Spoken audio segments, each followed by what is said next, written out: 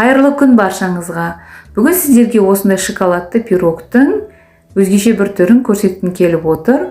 Бұл пирогтың ішінде сүзбелі шариктер бар.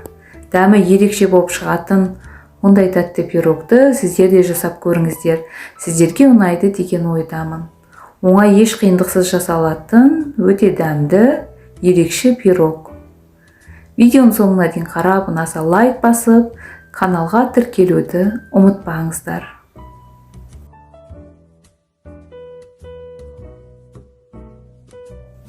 Алдымен осы сүзбелі шариктерді жасап аламыз. Ол үшін сүзбені, кокос жаңқасын, крахмалды, сарыуызды, қантты салып, жақсылап жұмсартып, езіп аламыз. Сүзбелі массадан осындай кішкене бөліктерді алақанымызға салып алып, осындай шариктер жасаймыз. Алдын ала дайындап алған формамызға осылай шариктерімізді тізіп салып шығамыз.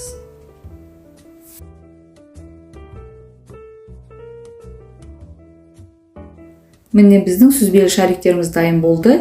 Енді бір шетке қоя тұрамыз. Құрғақ ингредиенттерді араластырып алу керек. Бұл жерде менде 2 ас қасық какао, 2 ас қасық ұн, 2 ас қасық крахмал және 1 шай қасық қопсытқыш және шымшым тұз.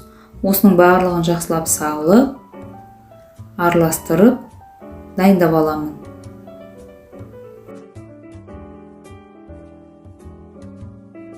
Дайындап алған ақуызымызды 30 грамм қантты қосып, аппақ болғанша осыны миксердің көмегімен әбден шайқап аламыз.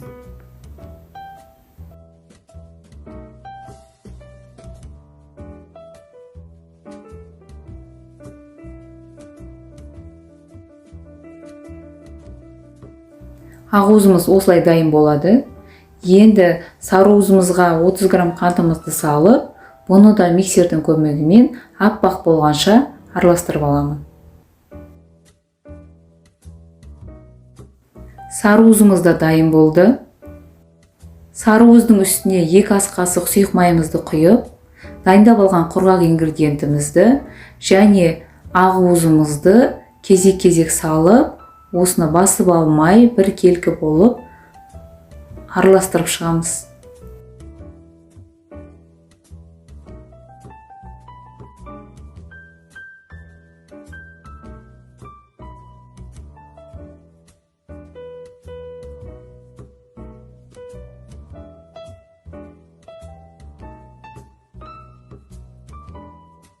Сұйық массамызды алдын ала дайындап қойған сүзбелі шариктеріміздің үстіне бір келкі етіп құйып аламыз.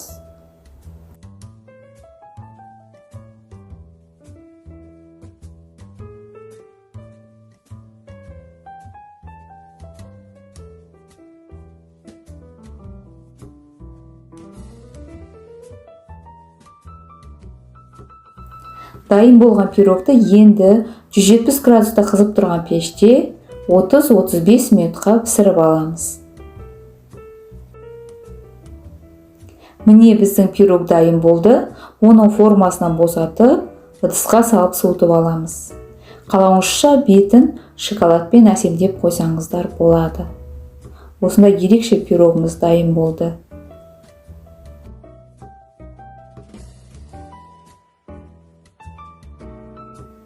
Міне кесіп көрсетейін.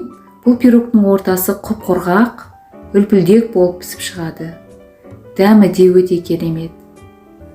Менің каналымда менімен бірге болыңыздар. Болашақта сан түрлі рецептермен бөлісемін. Менің видеоларымды көріп тамашалағандарыңыз үшін рахмет. Астарыңыз дәмді, отбасыларыңыз аман болсын.